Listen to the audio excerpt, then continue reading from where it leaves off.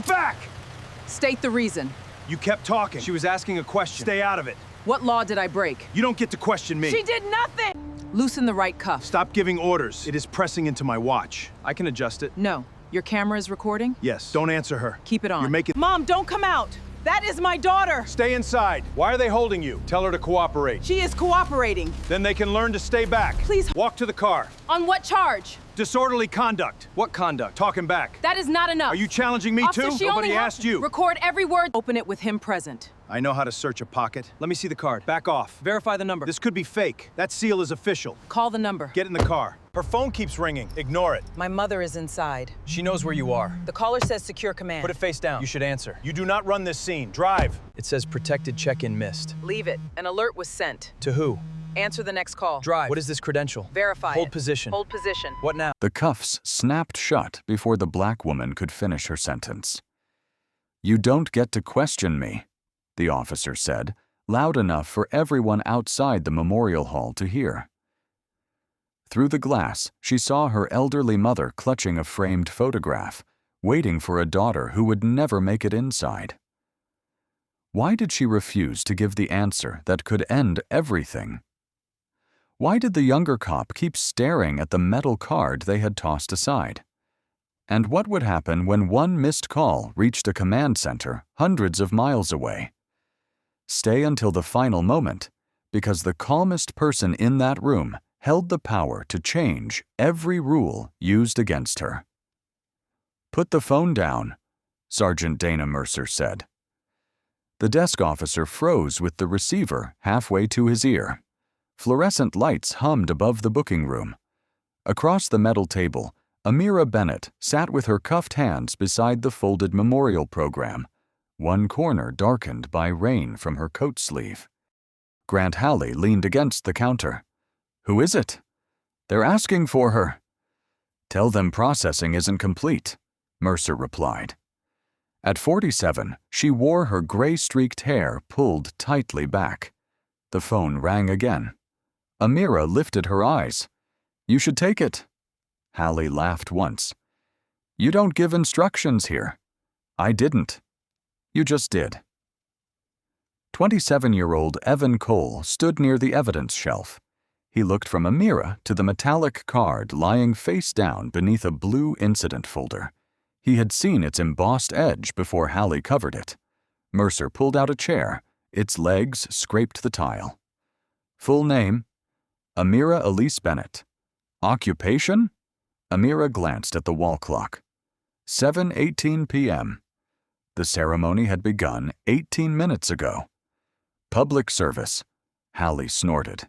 "That's not an occupation." "It is an accurate answer." Mercer's pen stopped. "You want to keep making this difficult?" Amira tightened her fingers around the paper program. Through the wall came the click of a vending machine and the stale smell of burnt coffee. "I asked why the access lane was blocked. I provided identification. I followed every instruction." "You questioned lawful orders," Halley said. "I asked what law required me to leave a public entrance." The desk officer lowered his gaze. A civilian clerk stopped typing, then resumed with 2 fingers. Mercer turned to Halley. "Disorderly conduct?"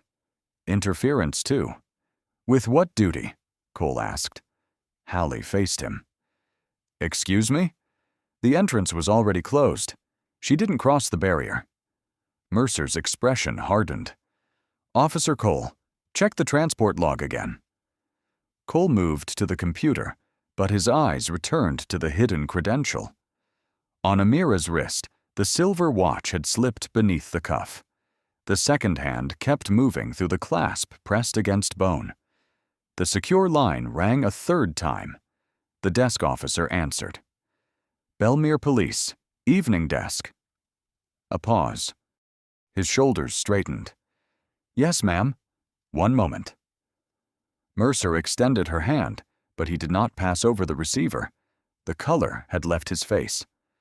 "Who is it?" "A command duty officer." Halley rolled his eyes. "From where?"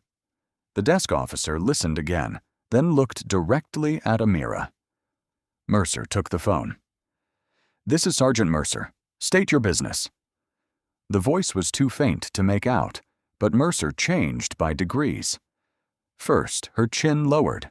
Then her pen slipped from her fingers and struck the table with a dry snap. Hallie pushed away from the counter. "What?" Mercer raised one hand without looking at him. Cole stepped closer to the folder. He lifted its corner just enough to read the first engraved line on the card beneath it. United States Armed Forces. His breath caught. Mercer covered the receiver. Who verified her identity? No one answered.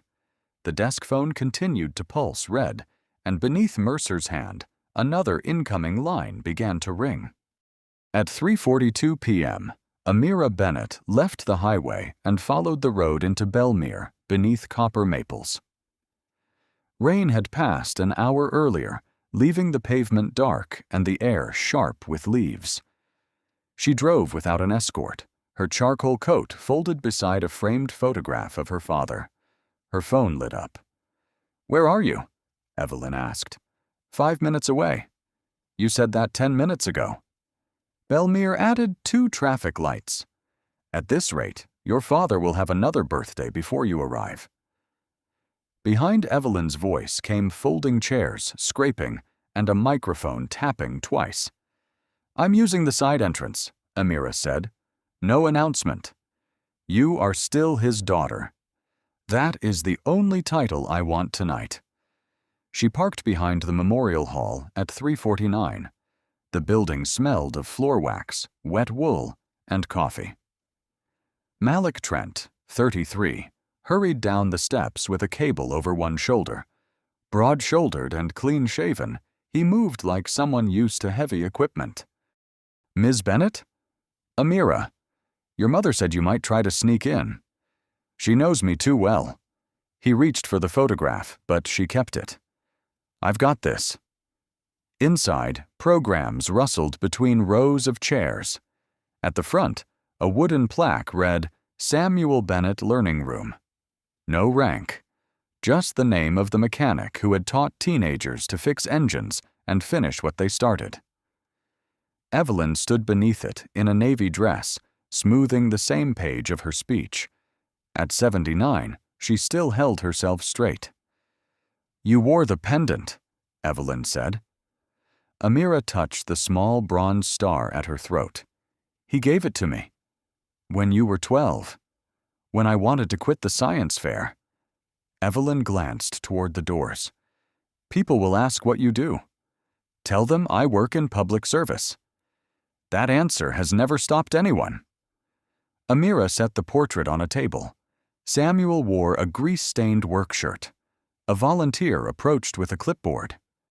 "General Bennett, we reserved the front." Amira closed it gently. "Tonight, I'm Mr. Bennett's daughter." The volunteer nodded and retreated.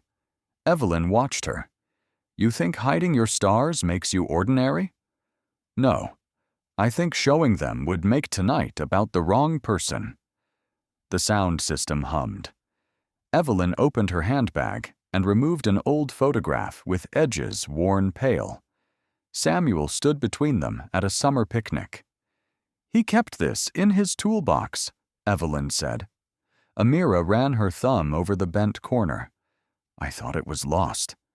Nothing was ever lost in that toolbox, just buried. Malik returned. "A patrol car is blocking the access lane. The shuttle can't bring the older guests to the door." "I'll speak to them." Evelyn caught her sleeve. "You just arrived." "I'll be back before the microphone works." "That could be hours," Malik said. Amira slipped on her coat and placed the photograph inside her inner pocket. An elderly man leaned on a walker while the shuttle idled beyond the glass. Its engine vibrated through the floor, but no one outside moved the patrol car. Amira looked once at her father's portrait. "I promised I'd be here when you read the speech," she told Evelyn.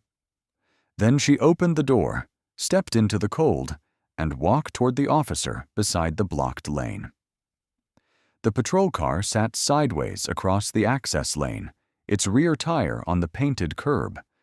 A shuttle idled 20 yards away, while 3 elderly guests waited beneath the awning. Amira stopped several feet from the nearest officer. "Excuse me, that lane is for assisted drop-off." Grant Halley turned, a paper cup crushed between his fingers. "The lane is closed." "For what purpose?" "Police business." Behind him, Evan Cole was speaking with the shuttle driver. He glanced over. "We're checking a report about an unattended bag." Amira looked toward the entrance. The only bag in sight was a canvas tool case beside Malik's equipment cart. "Has the building been evacuated?" Halley stepped closer. "Did I ask for your help?"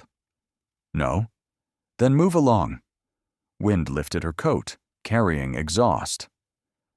Through the glass doors, Evelyn stood beside the portrait table, watching. Amira kept her voice even. "Those guests cannot reach the entrance safely. They can wait. One of them is using oxygen." Halley followed her gaze. "Are you in charge here?" "No." "Then stop acting like it." Cole returned from the shuttle. "The bag belongs to the sound technician. He showed me the equipment list." Halley did not turn.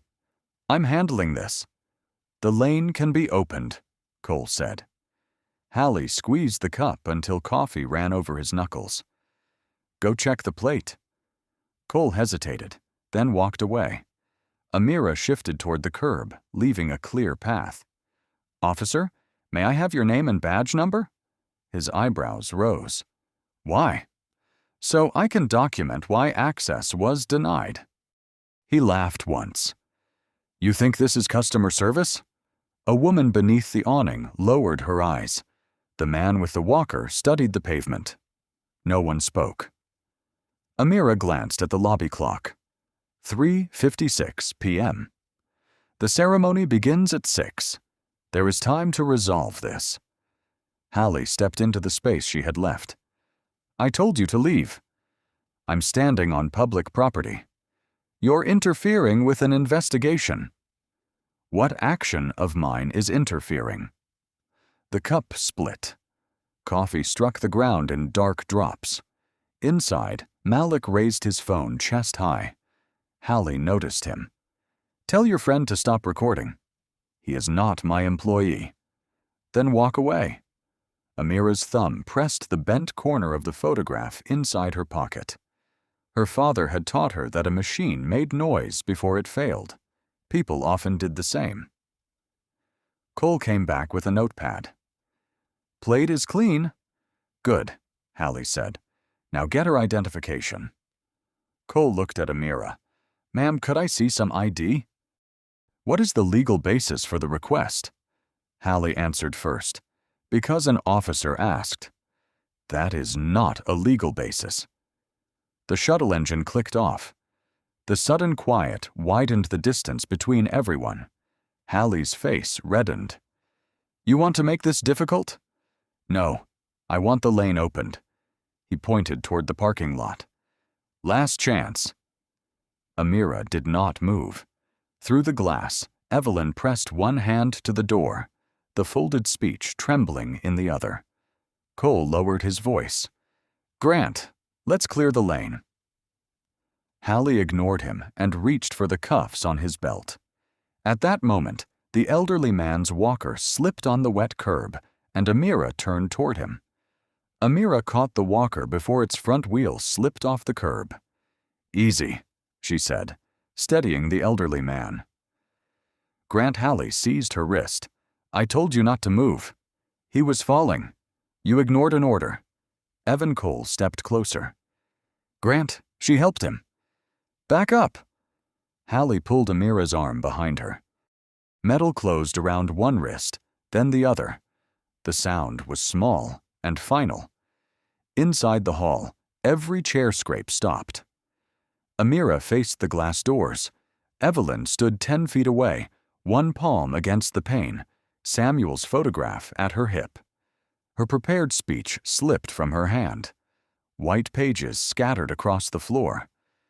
"State the reason for detention," Amira said. "Disorderly conduct." What conduct? Talking back, refusing commands, interfering.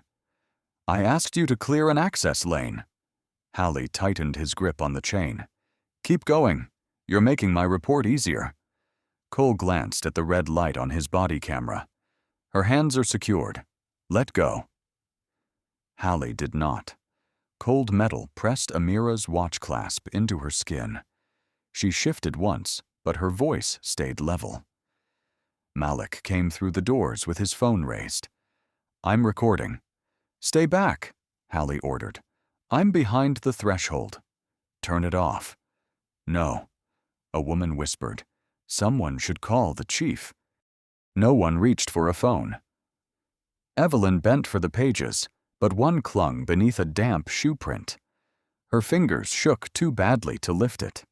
She straightened and looked through the glass. Amira. Hallie glanced at the name on the program in Amira's pocket. You know her? That is my daughter.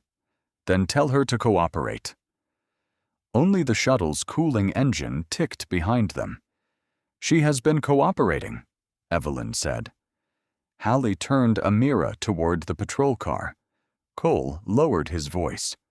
We haven't established probable cause. She refused identification. You never gave her a reason. She doesn't get to debate procedure. Amira looked at Cole. Your camera is active? He swallowed. Yes, ma'am. Keep it that way. Hallie pulled the chain. You don't give orders here. I asked him to preserve the record. The elderly man raised one trembling hand. Officer, she only helped me. Go inside. Malik's phone shook, but he did not lower it. Behind the glass, guests stood in two silent rows while the speech pages remained between them. At the car, Hallie opened the rear door. My identification is in my inner coat pocket, Amira said. Retrieve it with Officer Cole present. Hallie removed a slim leather holder and flipped it open. The card showed her photograph, a metallic seal, and engraved text. His eyes crossed it too quickly. What is this supposed to be? A valid federal military credential. He laughed and tossed it onto the front seat. Sure it is. Cole leaned toward the open door. Let me verify it. At the station. Amira sat upright in the rear seat. Across the lane, Evelyn held Samuel's photograph to her chest. One page of the speech had caught beneath her shoe, its last line visible through the glass. Bring her home. Hallie slammed the door. Malik's recording caught the credential sliding face down across the dashboard as the patrol car pulled away. The rear door locked with a heavy click. Amira sat upright as the patrol car left the memorial hall. Rain striped the window, blurring the people behind the glass. Evelyn remained visible longest, Samuel's photograph held against her chest. Amira's phone vibrated on the front console. Mom. Hallie turned it face down. I need to answer that. You'll get your call after booking. She is 79 and just watched you arrest me. Then she knows where you are. Cole looked back through the partition. We could let her send a message. Hallie accelerated through a yellow light. We could also follow procedure.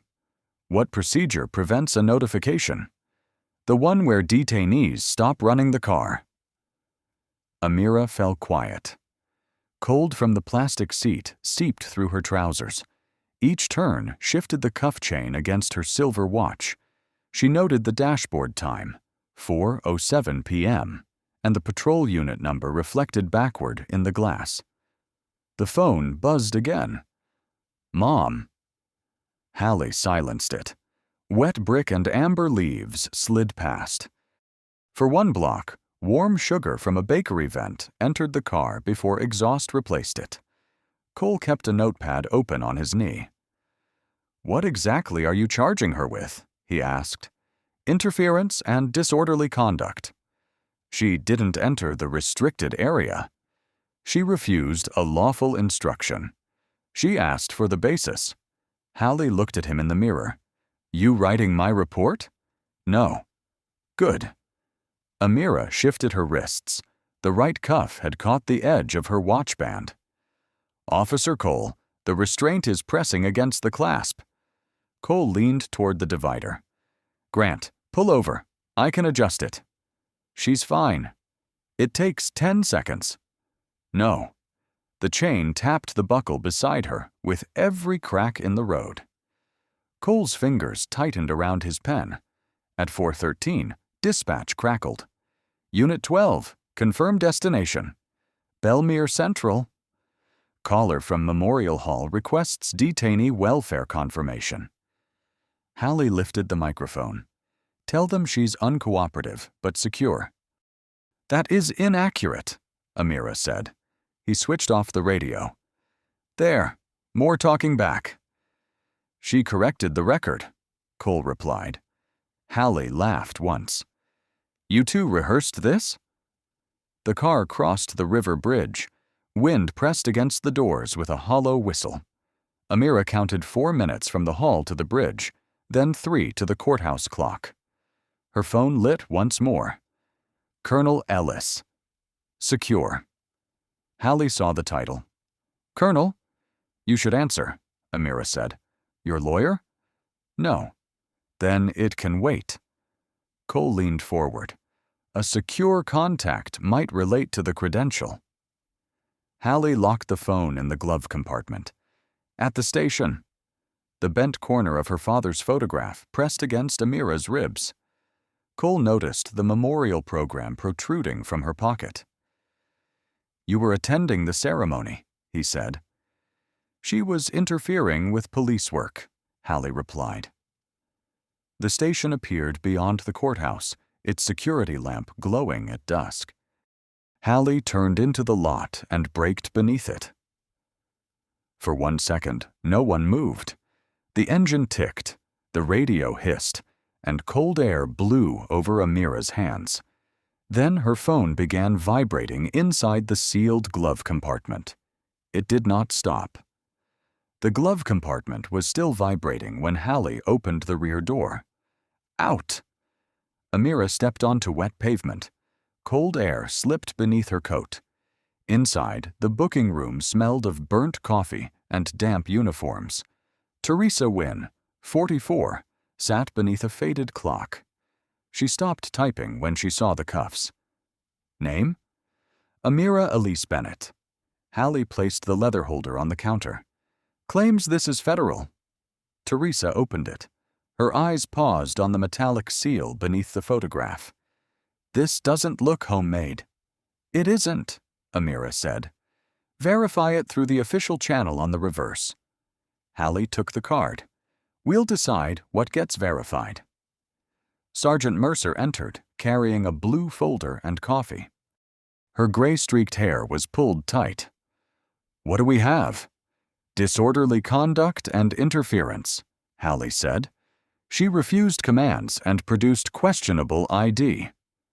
Amira met Mercer's eyes. "I asked why an assisted access lane was blocked. I complied with the detention. The credential is valid." "You'll speak when asked." "I was answering your question." "I asked him." The printer stopped. Rain ticked against the high window. Mercer held out her hand. Hallie gave her the card. She turned it once, barely reading. "Occupation?" "Public service." Amira's phone vibrated in the evidence tray. Teresa glanced at the screen. "Colonel Ellis, secure." "Log it," Mercer said. "Shouldn't she notify someone?" Cole asked. "After processing."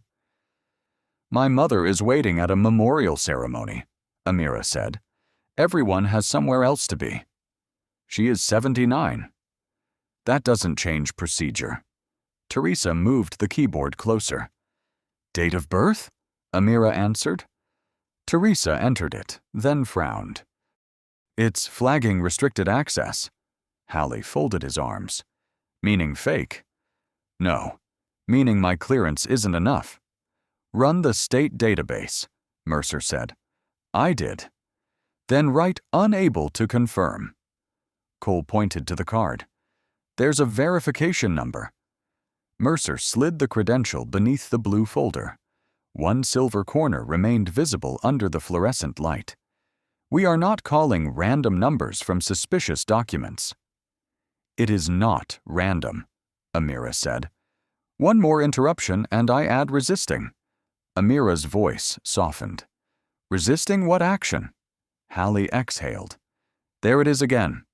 Teresa's fingers stopped above the keys. Cole looked at his body camera's red light. She hasn't resisted anything, he said. Mercer's chair scraped backward. Officer Cole, transport log. Now. He did not move. From the lobby came the ring of the secure desk phone. Teresa looked at the hidden credential. Sergeant, restricted records usually mean… I know what they mean. The phone rang again. Amira glanced at the clock. 4:31 p.m. The ceremony would begin in less than 90 minutes. The framed photograph inside her coat pressed against her ribs. Mercer picked up her pen. Charge wording. Repeated refusal to obey. Cole stared at the blank report screen. That isn't what happened. Mercer lowered her voice. Decide whether you're part of this shift. The secure line rang a third time. Teresa reached for it. Mercer's hand came down over the receiver before she could lift it. Mercer kept her palm over the ringing receiver until the sound stopped. Put her in interview 2, she said. We'll finish the report without an audience. Cole opened the glass door. The room was colder than booking, with a bench beneath a clock. Can you loosen the right cuff? Amira asked. He glanced toward Mercer. That was not a complicated question. Cole adjusted it by 1 notch. The pressure against her watch eased. Thank you. He straightened. The credential should be verified. I tried. Then use the number printed on it. Mercer appeared behind him. Officer Cole, out. At 5:58 p.m., the Memorial Hall microphone crackled. Evelyn stood beneath Samuel Bennett's photograph. Malik checked his phone. No update. She promised, Evelyn said. She didn't choose this. Evelyn unfolded her speech. My husband believed a promise mattered most when keeping it became inconvenient. Her eyes found Amira's empty chair. No next sentence came. A guest rubbed at the damp shoe print on one fallen page. Nobody looked toward the doors. At 6 o'clock, the station clock clicked. Amira removed the folded program from her coat pocket. It smelled of rain and machine oil from her father's photograph. Mercer entered with a form. Sign here. What am I acknowledging? That you received notice of the charges. Amira read it. This says I attempted to cross a secured boundary. You were warned to leave. That is not the same statement. Sign it, and we can move forward. Correct it, and I will sign. Mercer set down the pen. You could end this by telling us who keeps calling. For one breath, Amira pictured Evelyn alone beneath the plaque. One title would bring commanders, attorneys, and apologies before the hour ended. Her fingers tightened around the program. The centerfold tore with a dry whisper. Mercer looked down. What was that? Something I was supposed to hear tonight. Your occupation, Ms. Bennett. Amira aligned the torn halves. Public service. You enjoy making people guess? No. I want to know what happens when no impressive answer is available. The door opened. Teresa stood there holding Amira's phone. It has 31 missed calls, she said. One is from a military command center. Mercer took it. Return it to evidence. The caller used an authenticated line. Evidence. Now. Teresa hesitated, but Hallie appeared behind her. You heard her. She surrendered the phone. Amira watched the screen go dark. At the hall, Evelyn folded her unfinished speech.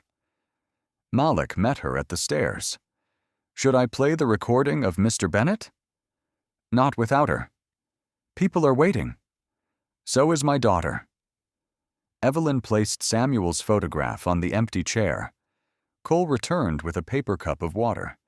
He set it beside Amira, the handle turned toward her, though her hands remained cuffed. "I'm sorry," he said. "For the water?" His face tightened. Amira looked at the red light on his body camera. "Is that recording?" "Yes." "Then decide what your apology is for." From booking came Mercer's chair scraping and Hallie's low voice. "Make the report match the charge." Cole looked toward the ceiling camera. A green indicator above the door blinked once, then stayed on. Cole kept his eyes on the green indicator above the door. "Interview cameras archive automatically," he said. Amira raised the paper cup with both cuffed hands. "Then someone may still hear what happens next." Mercer entered. "Officer Cole, your body camera. It's active. Turn it off. We're discussing report language. Policy says it stays on during contact." Mercer stepped close. "Policy also says supervisors direct the scene." Hallie appeared with the blue folder. "You want to keep arguing, rookie?" The room smelled of wet wool and stale heat. Water trembled against the rim of Amira's cup as Cole looked from Mercer to the red light on his chest. He pressed the button. The light went dark. "Good," Mercer said. "Outside." The door shut behind them. Through the narrow window, Amira saw Hallie tap the report. "She refused repeated lawful orders," he said. Cole's answer was muffled. "She asked for the legal basis." "Same thing in practice." "No, it isn't." Mercer folded her arms. "The charge is entered. Make the narrative support it." "You mean change what happened?" "I mean make it convincing." Across the station, a transfer icon glowed on the body camera dock. Before Cole switched the device off, its encrypted file had begun uploading. The bar moved from 98 to 100%. In the archive room, Jorge Nunez, 31, watched the file appear.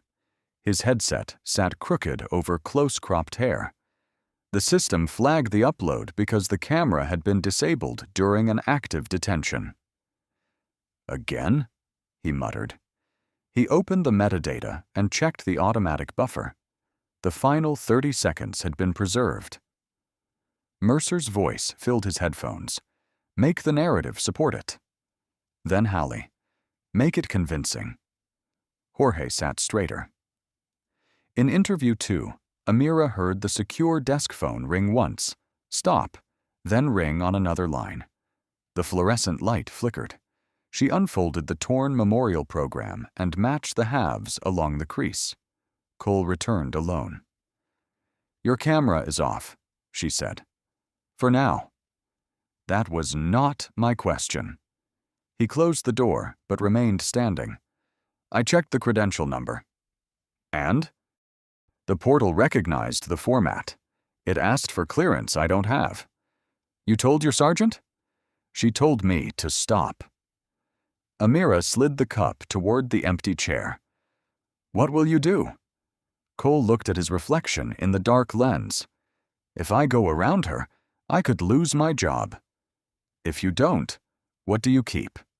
His hand rose toward the camera, then dropped. At the archive desk, Jorge copied the buffer into a protected folder and typed, "Possible supervisory interference." He paused over the send button. Mercer had defended his overtime request. Hallie had covered a shift when Jorge's father was ill. The station phone rang. "Digital Services." A woman's controlled voice said, "This is Colonel Mara Ellis. I am trying to confirm the location of General Amira Bennett." Jorge stared at the paused frame. Amira seated in cuffs, the torn program between her hands. "General?" he whispered. Cole heard the word through the open archive room door. On his body camera, the supposedly dead indicator flashed blue. The upload had completed before he turned it off. "General?" Jorge repeated. Across the line, Colonel Mara Ellis kept her voice level. Confirm whether Amira Bennett is in your building. Jorge looked through the archive room window. Cole stood in the corridor. I need a moment. You have 30 seconds. He opened the custody index. Amira's name was missing. There's no completed booking entry. Search transport logs. Unit 12 had arrived at 4:21 p.m. One detainee. No destination code. No verified identification. What is your name? Ellis asked. Jorge Nunez, Digital Archives. Preserve every recording connected to Unit 12. Do not alter or export it. His fingers hovered above the keyboard. Why? Because General Bennett missed a protected check-in 13 minutes ago. 200 miles away, Ellis stood before a blue map, Amira's phone trace on a tablet. One point blinked over Bellmere Central. Major Claire Donnelly entered. Last vehicle contact confirms the station. Notify the regional duty office. No sirens. Local police? Not until we know who controls the desk. Jorge clicked Protect File. The icon changed from gray to gold. Cole stepped inside. Was that about her? You were told to turn off your camera during an active detention? Did the upload save? All of it.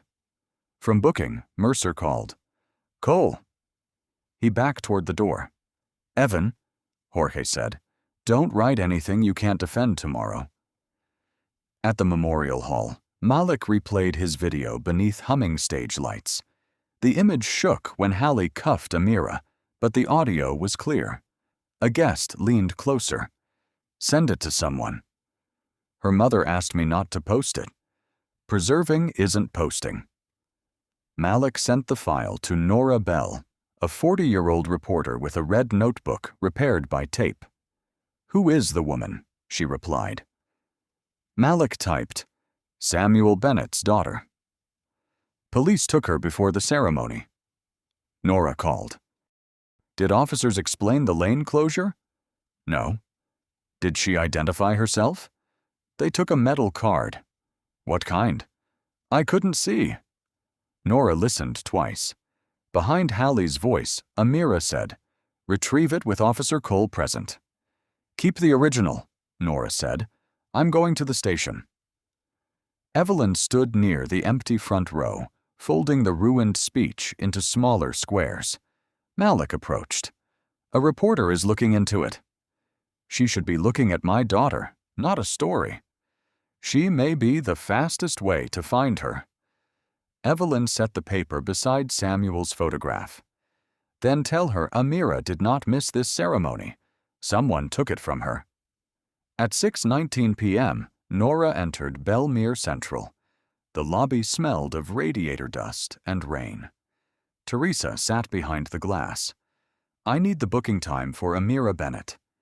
There is no public entry yet. She arrived nearly 2 hours ago. I can't discuss an active case. Nora placed her red notebook against the window. Then confirm she is safe. Teresa's eyes moved toward the blue folder covering the credential. Mercer stepped into view. You need to leave. Before Nora could answer, the secure line rang again. The desk officer picked it up. His posture changed after the first sentence. He turned toward the holding room corridor and said quietly, Sergeant, they're asking for General Bennett. The desk officer held the receiver away from his ear. Sergeant, they're asking for General Bennett. Rain whispered against the glass doors.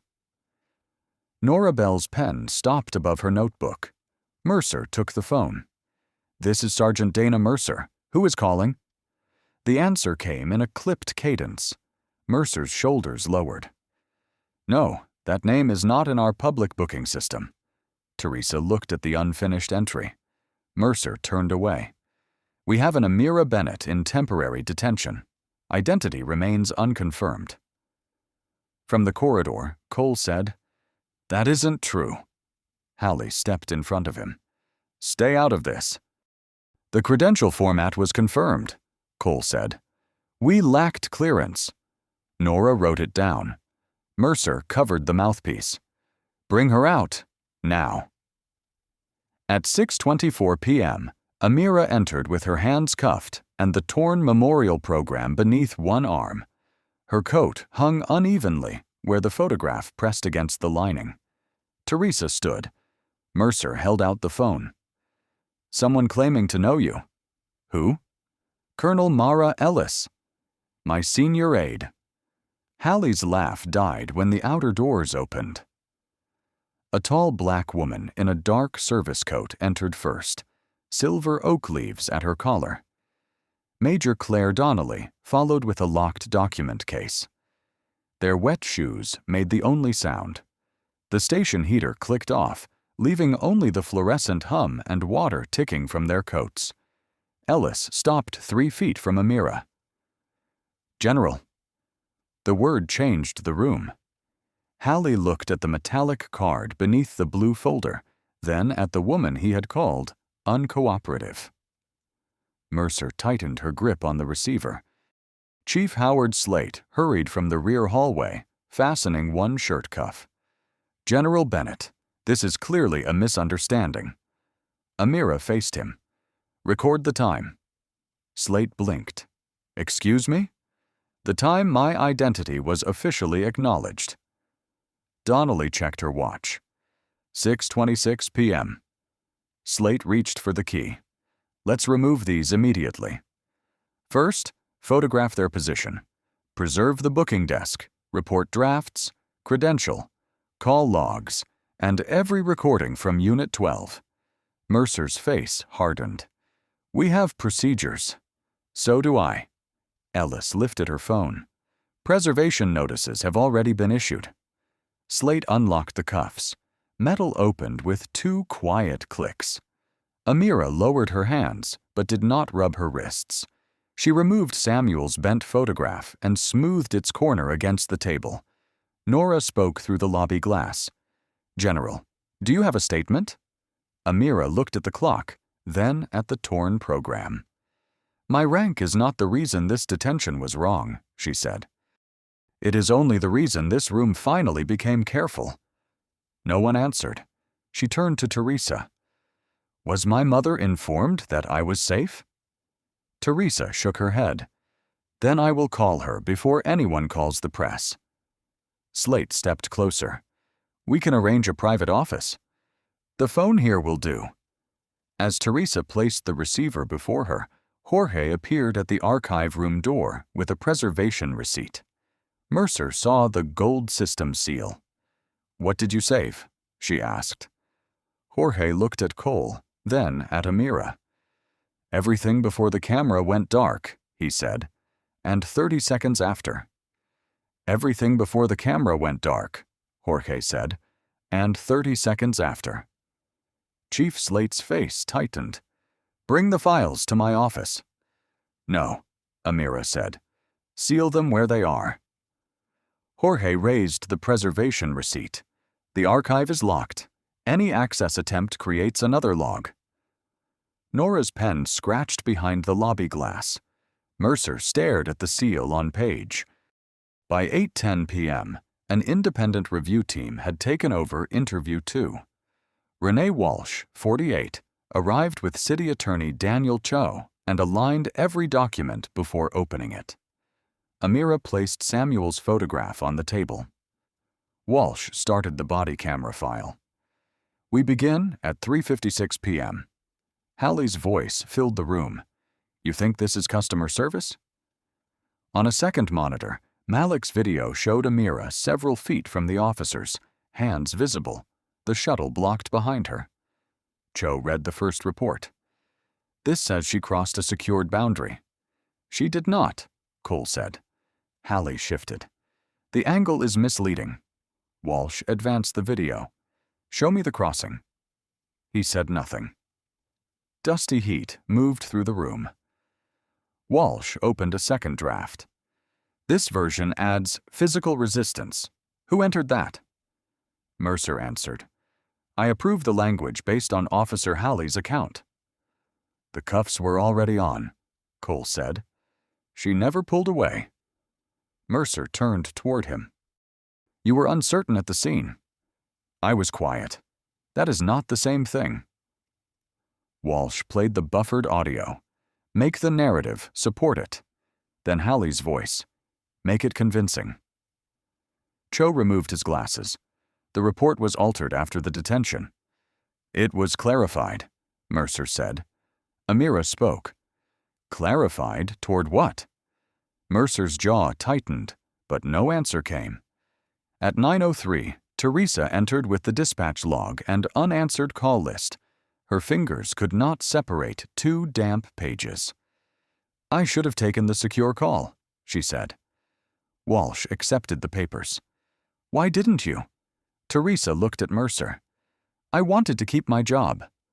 Amira slid a dry folder toward her. Teresa placed the pages inside and pressed them flat. The logs showed 3 welfare calls from the memorial hall, 31 missed calls, and 2 authenticated requests from the command center. None appeared in the custody record. Slate leaned forward. We can address this internally. No, Amira said. He lowered his voice. General, this department can correct a bad night. This was not one bad night. What are you asking for? Pull every detention involving interference, disorderly conduct, or refusal to obey from the last 5 years. Compare the footage with the final reports. Include dismissed cases. Cho looked at Walsh. That could be hundreds. Then begin with hundreds. Hallie pushed back his chair. You want to destroy careers over paperwork? Amira looked at him. I want to know how many people never had a command center call for them. No one answered. Walsh signed the seizure order for the reports, recordings, call logs, and original credential. Outside, the rain had stopped, but water still tapped into a metal drain. As Jorge carried the sealed archive drive from the room, a red notification appeared on his screen. Match found. 11 prior reports with manual edits. At 10 a.m., 3 weeks later, the council chamber doors opened to a full room. Evelyn Bennett walked beside Amira, carrying Samuel's framed photograph and the creased memorial speech. The air smelled of wet coats, old wood, and cooling coffee. Renee Walsh called the hearing to order. Mrs. Bennett, begin when you're ready.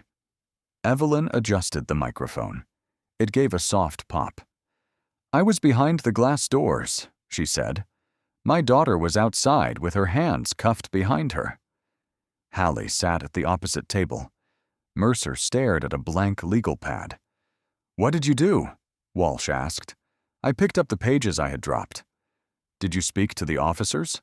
I said she was cooperating. And after that? I was told to tell my daughter to cooperate. A murmur crossed the gallery. Evelyn placed the final page on the evidence table. A dark shoe print crossed the last paragraph. This was the speech I was supposed to read for my husband. I never finished it. Amira sat still beside her. The bronze star at her throat moved with each breath. Cole was called next. He entered without his patrol jacket. When did you first believe the detention lacked a proper basis? Walsh asked. Before we left the memorial hall. Why did you not intervene? Officer Hallie was senior. That is not an answer. His fingers tightened around the table. Because I wanted to keep my place in the department. Hallie turned. You agreed with the arrest. No, I failed to stop it. The ventilation fan clicked on. Walsh played Malik's video. Hallie's voice filled the chamber. You want to make this difficult? Then Amira's. No, I want the lane opened. Walsh paused the image. Officer Hallie, what action here constitutes disorderly conduct? She challenged lawful direction. Where is the disruption? She kept escalating.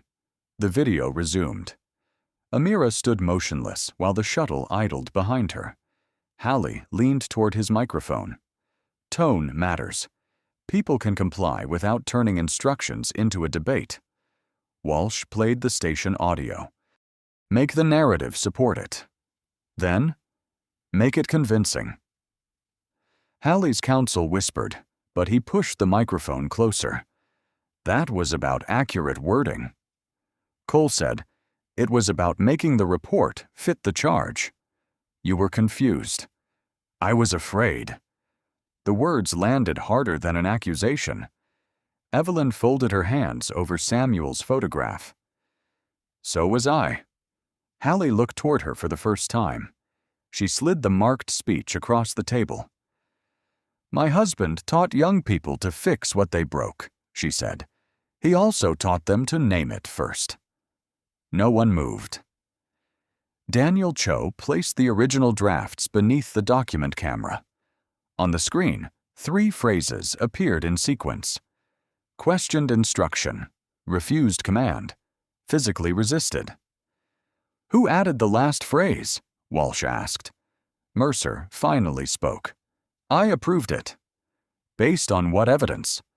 Mercer's pen rolled off the pad and struck the floor. She did not reach for it. Walsh closed the folder. The panel will now hear the 11 prior cases identified through archive comparison. A clerk opened the side door. Beyond it waited a line of people holding old dismissal notices. The first witness was bus driver Lionel Price. They said I resisted because I asked why I was being searched, he told them. The camera showed my hands on the wheel. The others followed. A nurse detained outside her apartment. A supervisor stopped beside his truck. A custodian accused of interference after requesting a supervisor. In 8 reports, the language became harsher after the footage ended. Mercer's approval code appeared on 6. Hallie stopped writing. Renee Walsh projected the chart. Officer Hallie, the same pattern appears repeatedly. I dealt with difficult people. You treated questions as defiance. You weren't on those streets. No, Walsh said. The cameras were. Chief Slate testified next. 4 complaints against Hallie had been closed without full review. 2 never reached civilian oversight because Mercer labeled them performance issues. You signed the closures, Daniel Cho said. Slate rubbed the pale band where his wedding ring had been. I trusted my supervisors. Amira spoke quietly. Trust does not erase responsibility. Slate looked down. No, General, it does not. By late afternoon, the findings were read.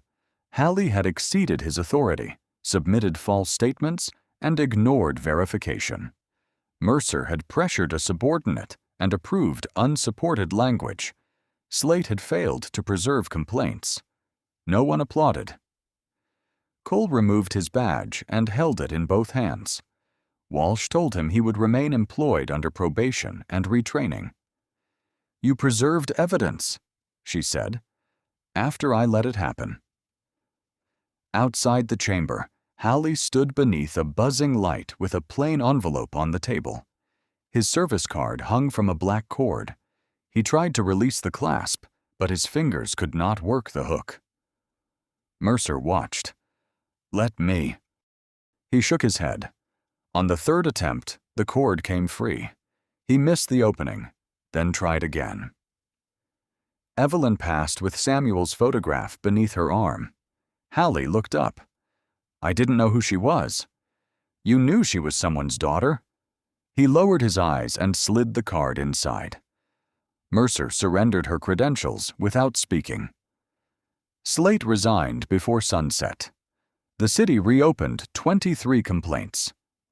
Nora Bell waited on the courthouse steps. General Bennett, are the consequences enough? Consequences are not the same as repair. What would repair look like? Amira glanced toward Cole, standing beneath the archway with one hand covering his badge. A rule that works before anyone learns the person's title. That evening, Renee brought Amira a settlement offering compensation and a private apology. Amira read the first page, folded it, and returned it. What do you want changed? Not the amount. Amira pointed to the paragraph denying systemic failure. Remove that sentence, then bring me the detention policy, complaint process, camera retention rules, and supervisor checklist. You're asking for more than a settlement. I'm asking for the next person to need less luck. Across town, workers removed Slate's nameplate from the chief's office. Beneath it, the wall was a lighter rectangle. On Renee's laptop, a blank document waited under a new heading: Bellmere Public Contact and Detention Reform. At 8 o'clock the next morning, Amira entered Bellmere's training room with the proposed settlement and new detention policy. 20 officers sat behind narrow tables. No one touched the coffee. On the board, General Amira Bennett, failure of identification procedure. Amira stopped beneath it. Erase the title. Captain Elaine Ford, 61, turned with the marker raised. The title explains why headquarters responded. It explains why they responded quickly, Amira said. It does not explain why the detention was wrong. Ford wiped away General. Erase the rank from every handout, too. Paper rustled. Renee Walsh stood near Daniel Cho. The council approved supervisor review, automatic preservation when a camera is disabled, and independent complaint intake. What did they reject? The language protecting citizens who question instructions, Cho said. Amira set down the settlement. Right. A calm request for the legal basis of an order cannot be treated as resistance. An officer raised his hand. What if the question delays us? State the basis and continue, Ford said. What if they keep arguing? Document their conduct, not your irritation, Amira replied. Pens began moving. Ford played the body camera footage. Hallie's voice filled the room. You don't get to debate procedure. Cole sat in the last row. On screen, his recorded image stepped aside while Hallie tightened the cuffs. Ford paused it. What should have happened? Cole answered first. I should have stopped the detention. You were junior. I was still there. Amira kept her eyes on the screen. The rule cannot depend on courage alone.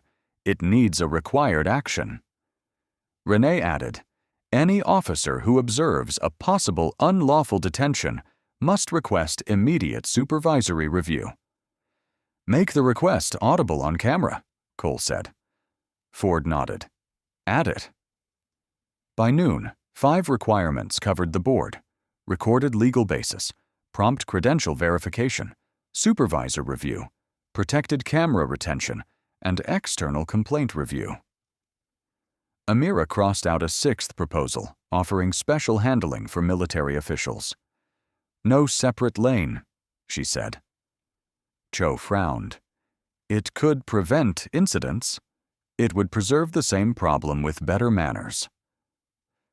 During the afternoon, officers practiced public contact scenarios. Each time someone said, "Because I said so." Ford stopped the exercise. The room warmed. Marker dust coated her fingers. At 4:17 p.m., the council signed the reform order. Renee slid it toward Amira. This is more than the settlement required. That is why it matters. Reporters waited behind glass, but Amira refused a victory statement. She asked that the first public report list every reopened complaint and corrected record. Ford returned to the board. Only Amira Bennett remained. She erased the name, too. In its place, she wrote, Citizen. Cole placed his badge on the desk, where he could see it while reading the new rule aloud. That evening, Evelyn called from the memorial hall. They gave us another date, she said. Same room, same speech. Amira looked at the signed order, then at Samuel's photograph. This time, she said, I'll be in the first row. 3 months later, The memorial hall smelled of floor wax, coffee, and faint machine oil from Samuel Bennett's old work cap. Amira arrived at 5:47 p.m. in the same charcoal coat she had worn the night of her arrest. Evelyn was in the first row, smoothing the repaired speech across her knees. Between them stood the chair that had been empty before. "You came early," Evelyn said. "I don't trust the parking anymore." Evelyn touched the bronze star at Amira's throat. "No uniform?" "Not tonight." Malik adjusted the microphone while guests filled the room. Nora Bell sat near the aisle with her red notebook closed. At 6, Evelyn carried Samuel's photograph to the lectern. Her voice caught, then steadied. "My husband fixed engines for people who could not afford to miss another day of work. He never asked what title they had. He only asked what was broken." Amira lowered her eyes. Evelyn finished every page, including the final line crossed by the old shoe print. When she returned, she placed Samuel's cap on the chair between them. "He saved you a seat," she whispered. After the ceremony, Cole waited beneath the lobby lights without a uniform. He had completed retraining and now worked under probation in the review unit. "I listened to the hearing again," he told Amira. "I kept waiting for the part where I did enough." "There isn't one." He absorbed that. "I speak sooner now. Keep doing that."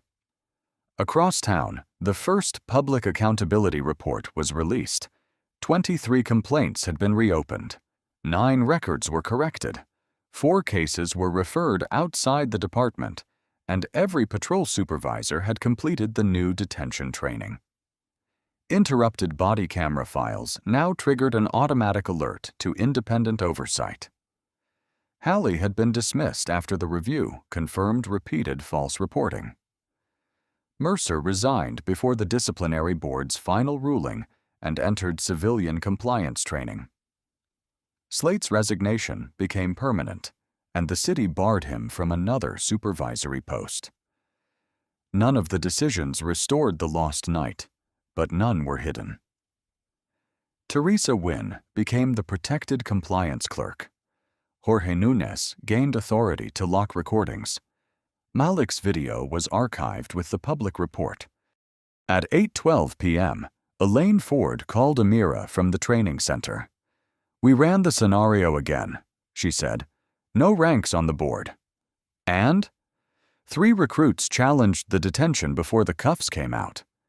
Amira looked through the hall doors. Rain silvered the curb where the patrol car had blocked the lane. An assisted transport van pulled up, and an officer moved the barrier before anyone asked. "That is a start," Amira said. Evelyn joined her with Samuel's photograph beneath one arm. "Ready to go home?" "In a minute." They returned to the front row. Amira lifted the work cap from the center chair and turned it in her hands.